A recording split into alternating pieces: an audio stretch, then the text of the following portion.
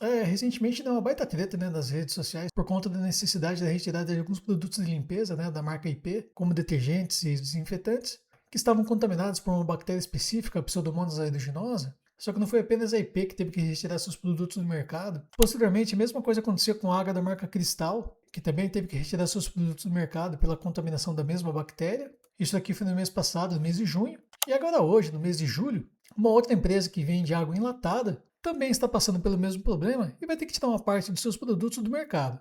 O que eu quero discutir com vocês é dos fatores que fazem essa bactéria ser tão especial do ponto de vista da área médica que faz a Anvisa determinar a retirada dos produtos contaminados por ela do mercado.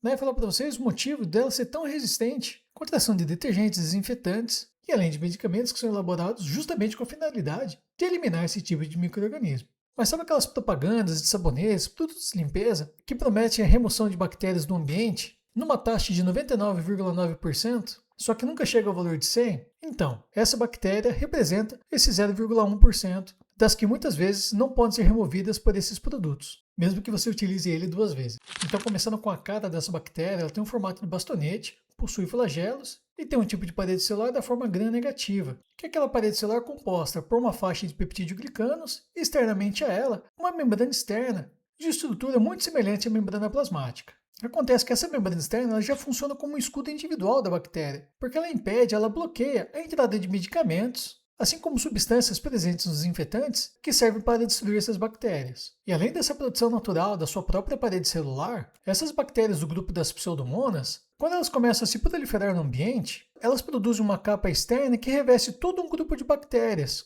Essa capa é denominada biofilme, composta basicamente de polissacarídeos, proteínas e até mesmo DNA extracelular de bactérias mortas. Essa capa externa, o biofilme, ela funciona como um escudo coletivo, impedindo o acesso de desinfetantes, detergentes, antibióticos e até mesmo células, moléculas do nosso sistema imunológico que atuam na destruição dessas bactérias. E esses biofilmes são um dos principais fatores que permitem a disseminação dessas bactérias, contaminando esses produtos que tiveram que ser removidos do mercado. Agora, quando a gente fala do poder de resistência dessas bactérias contra a ação de medicamentos, basicamente elas gabaritam todas as formas de defesa que existem no mundo das bactérias. Porque, por exemplo, no seu interior, elas possuem bombas de fluxo que atuam na retirada de medicamentos que conseguem entrar nessas bactérias. Então, além de externamente elas produzirem o biofilme, possuírem uma resistência natural na sua parede celular contra a entrada de medicamentos, uma parte dos medicamentos que consegue ingressar na bactéria é ejetado para fora dela, diminuindo a eficácia desses medicamentos.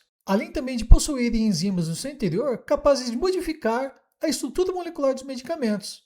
Então, uma parte dos antibióticos que conseguem ficar no interior dessas bactérias, uma vez que possuem sua estrutura modificada, elas não vão conseguir funcionar dentro das bactérias, já que não vão conseguir se anexar aos componentes internos da bactéria. E além disso, uma outra artimanha dessas bactérias é que além de afetar a estrutura dos antibióticos, eles conseguem afetar a estrutura também das suas próprias substâncias internas que são afetadas pelos antibióticos. Então, uma vez que essas bactérias atuam na alteração da sua própria maquinaria interna, que é afetada pelo antibiótico, o antibiótico não vai conseguir se anexar a ela, tendo dessa forma também a perda da sua funcionalidade. E acontece que isso não para por aqui. O problema se estende ainda para as características genéticas das pseudomonas. Isso porque toda a instrução genética da bactéria, que confere toda essa diversidade de resistência contra a ação de medicamentos, antibióticos e também do sistema imunológico, ela está presente em moléculas de DNA acessórias da bactéria, que são os plasmídios. E o problema é que essas bactérias elas conseguem transmitir essa informação genética, ou seja, esses plasmídios,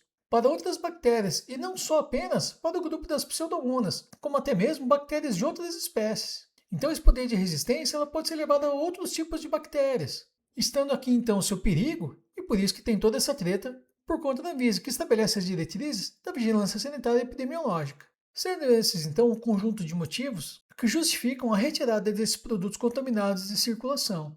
Então aqui a Anvisa ela trabalha principalmente com medidas de prevenção que pessoas aleatórias sejam contaminadas. Aí pessoas aleatórias que eu digo aqui são aquelas que são vulneráveis à contaminação. Acontece que aquelas pessoas que são saudáveis, que estão com o sistema imunológico em dia, mesmo entrando em contato direto com essas bactérias, vão ser contaminados. Isso porque, de maneira geral, o sistema imunológico dá conta.